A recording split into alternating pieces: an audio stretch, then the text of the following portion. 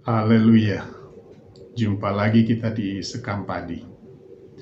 Sekam Padi hari ini saya akan beri judul hati-hati polusi udara. Mari kita berdoa sebelum melanjutkan perenungan firman hari ini. Bapa di sorga, terima kasih atas berkat-Mu, atas penyertaan-Mu pada hari ini Tuhan. Sebentar kami akan menerima berkat firman-Mu. Biarlah kiranya Roh Kudus memberikan kami hikmat dan pengertian yang lebih dalam lagi dalam kehidupan kami, agar firman yang disampaikan boleh kami mengerti dan boleh kami taruh di dalam hati kami, serta kami lakukan dalam kehidupan kami Tuhan.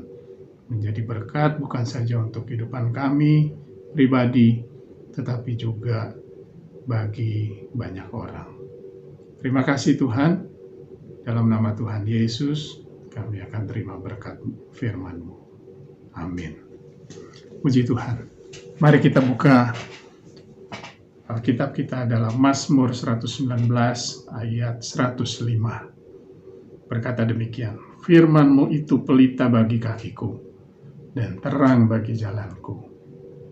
Satu ayat Alkitab yang menjadi ayat hafalan dari sejak kita sekolah minggu. Nah, banyak kemudahan yang kita terima di abad 21 ini. Bagi orang yang hidup di abad 21 ini. Sebut saja misalnya teknologi yang canggih.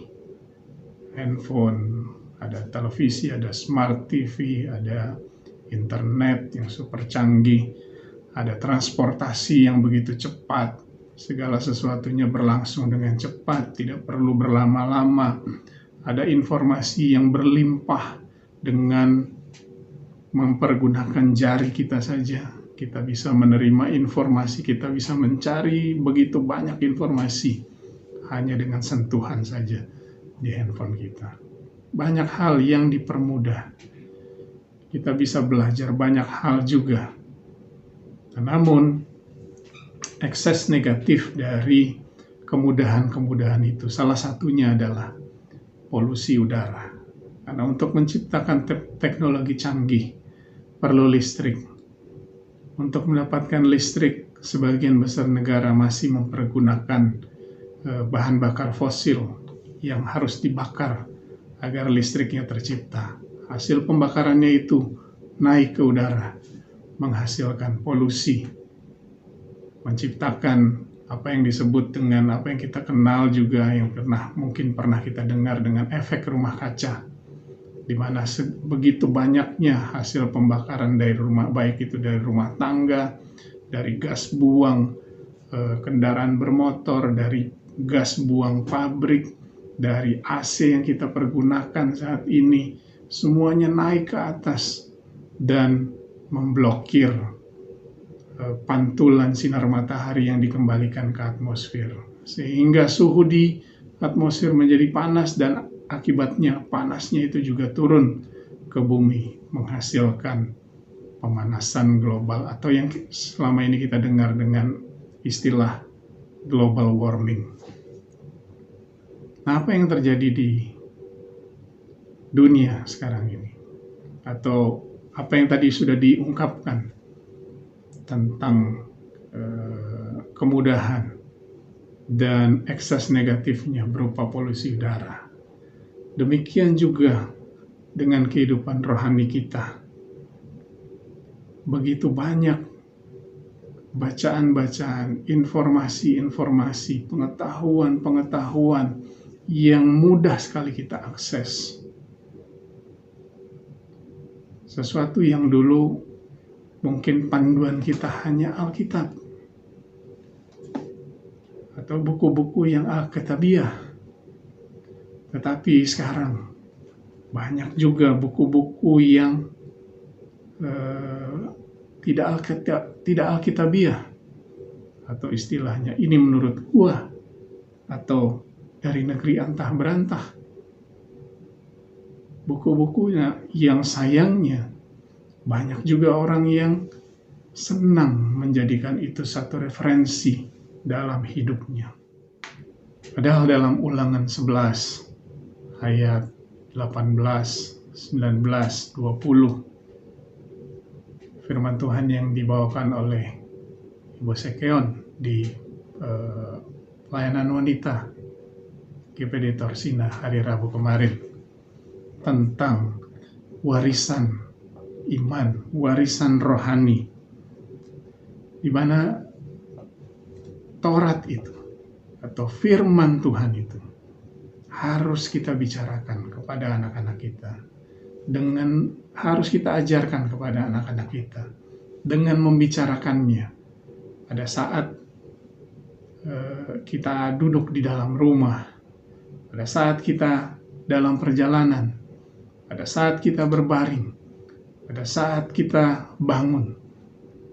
Firman Tuhan harus dibicarakan terus, karena dari sinilah sumber pengetahuan.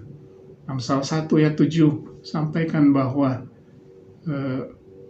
firman Tuhan atau takut akan Tuhan itulah permulaan hikmat.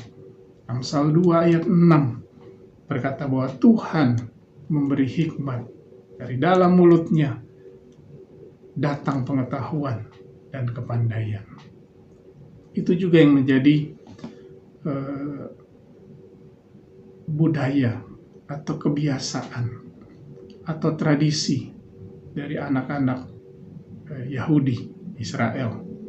Dari sejak kecil mereka diajarkan, dibicarakan terus tentang firman Tuhan, tentang Taurat Tuhan, sehingga kita boleh melihat bagaimana kehidupan kita yang kemudahan-kemudahan yang kita dapatkan tadi, teknologi canggih, transportasi, informasi yang berlimpah, hampir semuanya diciptakan oleh orang-orang Yahudi.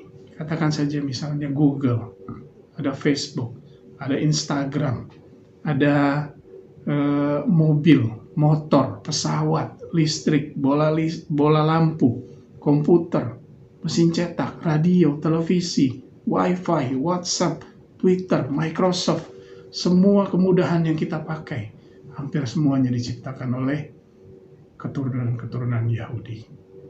Kenapa mereka bisa dapat begitu? Karena dari kecil mereka sudah membicarakan ini setiap saat mereka duduk dalam rumah, saat mereka dalam perjalanan, saat mereka berbaring, saat mereka bangun. Alkitab sumber pengetahuan, Alkitab sumber kepandaian, firman Tuhan sumber pengetahuan. Firman-Mu pelita bagi kakiku, terang bagi jalanku. Jangan lihat buku-buku yang lain, lebih banyak porsinya daripada kita lihat Alkitab ini, firman Tuhan ini. Karena dari sinilah sumber kehidupan, sumber pengetahuan, sumber kepandaian. Dan firman Tuhan inilah pelita bagi kita dan terang bagi kaki kita, untuk kita boleh melangkah sesuai dengan jalannya Allah. Dan kita boleh masuk ke dalam kerajaan Allah oleh karena kita mendengar dan melakukan firman Tuhan. Hati-hati dengan polusi udara. Hati-hati dengan hal-hal yang disediakan oleh dunia ini untuk mengacaukan iman kita, mengacaukan roh kita, sehingga kita mulai berpaling, sedikit demi sedikit kita berpaling dari firman Tuhan, dan kita memegang hal yang fana atau hal yang sia-sia. Padahal firman Tuhan inilah merupakan hikmat yang sesungguhnya yang harusnya kita pegang sampai Tuhan Yesus memanggil kita. Renungkan firman Tuhan pada hari ini, dan biarlah jadikan firman Tuhan pelita bagi kaki kita, terang bagi jalan kita. Jadikan juga firman Tuhan hikmat pengetahuan, dan kepandaian dalam kehidupan kita. Firman Tuhan kita butuhkan untuk hidup kita di dunia, tetapi juga firman Tuhan kita butuhkan untuk kehidupan kita bersama-sama dengan Tuhan di sorga yang kekal. Terpujilah nama Tuhan. Tuhan Yesus memberkati kita semua. Amin.